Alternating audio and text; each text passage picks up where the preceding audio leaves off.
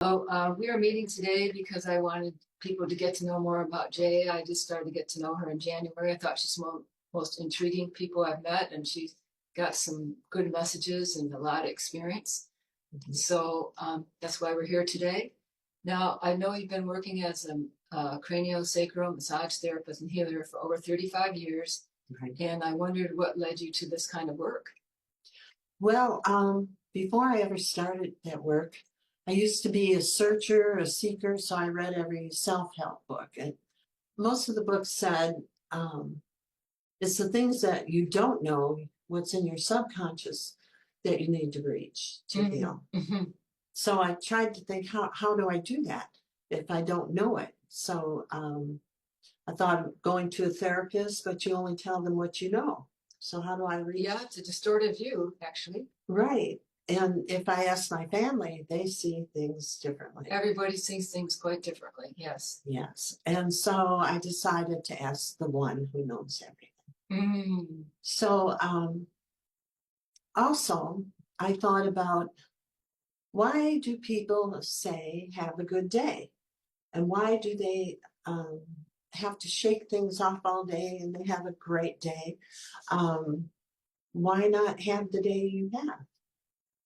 So Yes. yeah, so I thought I would notice the times when I decided to change my mind, which we all should do if we need to have a better day. But why? So I began to roll back what I call the tape recorder in my mind. Yes. To listen to what I was thinking before I decided to change my thinking. Now, I think it's a good thing to change your thinking. We all should shake things off. And I heard the first step to change is become awareness. So it sounds like this was your way of Yeah. developing awareness. So I thought I would see why I'm changing. And so I created a prayer out of that. And the prayer, yeah. My personal idea is everything I read again, God says we're perfect, just the way we are. Yeah. So why would I ask him to change me? I see. Yeah. So I know, like, the Holy Spirit can create miracles here on this earth. For one purpose, I think, again, my idea is to bring you closer to God. So I use the Holy Spirit. So my prayer was decided to be, Holy Spirit, heal the part of my mind, because only part of it needed change. Yeah. Holy Spirit, heal the part of my mind that desires this feeling. And then I added that I'm not in touch with. So I call it a desire, because if it's there, I must desire it somewhere. And I put in that I'm not in touch with, so that I wouldn't ruminate over it, and I turned the prayer over. Well, things began to change very quickly. Oh, quite a surrender. Things fell apart like almost in 24 hours, almost That is quickly. very quick. So it gave me reasons for the prayers, fear, anxiety, different things. More motivation. More motivation. Something about discomfort does that. Yeah, it does that. Yeah. So I began to use that prayer, and things began to change. And I knew what was behind it, but what I didn't know would happen is my body began to change. So I began having dreams and visions, and I could tell what thoughts were held in what part of my body. Oh, and seems helpful. Yeah, and as I noticed what part of the body those thoughts were held in, I got better. Did you journal to keep? I did. To kind of keep track of this? Or? Yeah, I had to. It was, I didn't know anything about healing, but this was healing. Yeah. And so epilepsy that I had for 21 years was gone.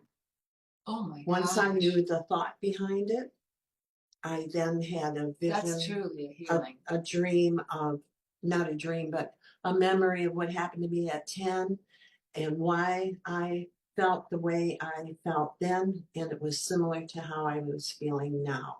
Different. Related to the epilepsy? Yeah, different stories, similar feeling. Oh, yeah. So that's what began to happen. It's the feelings that go all through the life. You can heal many stories, and that might take about 20 years Or more. or more.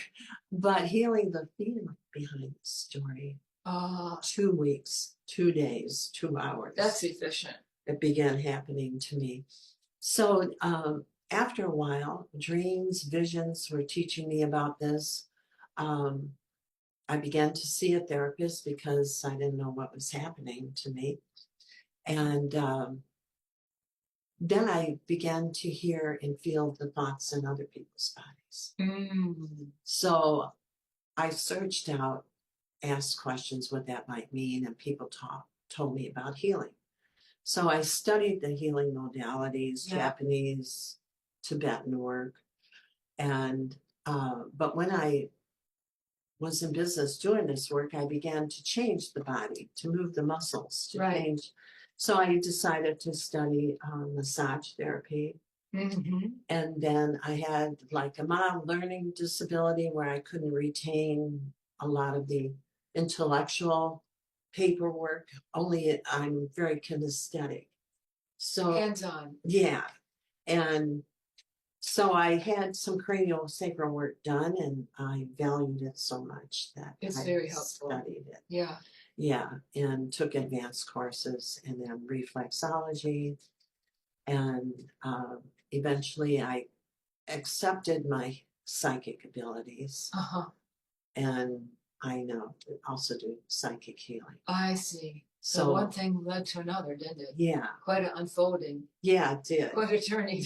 Right, right. I could feel that I knew these things, but the minute something new would come into me, I found a teacher that went before me because Oh. there's always more. Yeah, it's always more to learn. Yeah, yeah. And was it overwhelming to know what other people were feeling? Could you learn to? Well, it would just come to me, and it was overwhelming, and people aren't always interested in that kind of thing. Yeah. And I had a kind of a charge on the word psychic, but my eyesight began to have problems. Mm. So within my own healing, I thought it's because I'm not accepting my inner sight. Oh, when you like prayed about it and asked what this is about. I asked what it was about, and it was that I had a charge on the word psychic. A negative one. Yeah, Ah. like, yeah. And so I decided to make it a program unto itself instead of, letting it just happen here and there.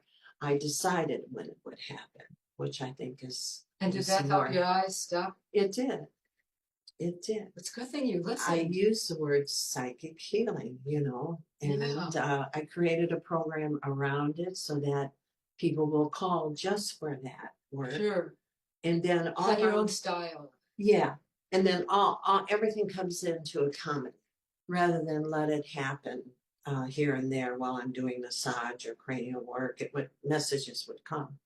Well, even when you've done massage on me, it was so targeted. I've been to some people, they tend to do the same thing over and over, but it was like you would work on a certain part of my body that you felt led to work on, and then you have a plan of where you're going to work next. And I'm like, wow, it's an individual treatment plan. Yeah, it is.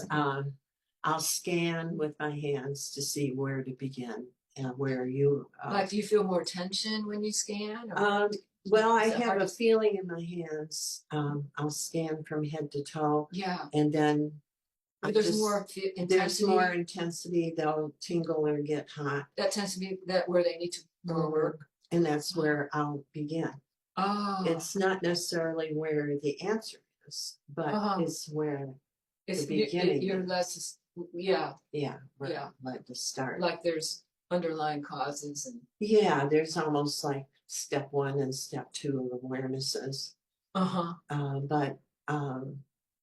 But basically, I'll start my work with the cranial work because it gives me more information. I can go all through the spine, the head bones, and through the organs. Mm, And so I do Tibetan healing on the organs. mm. Um,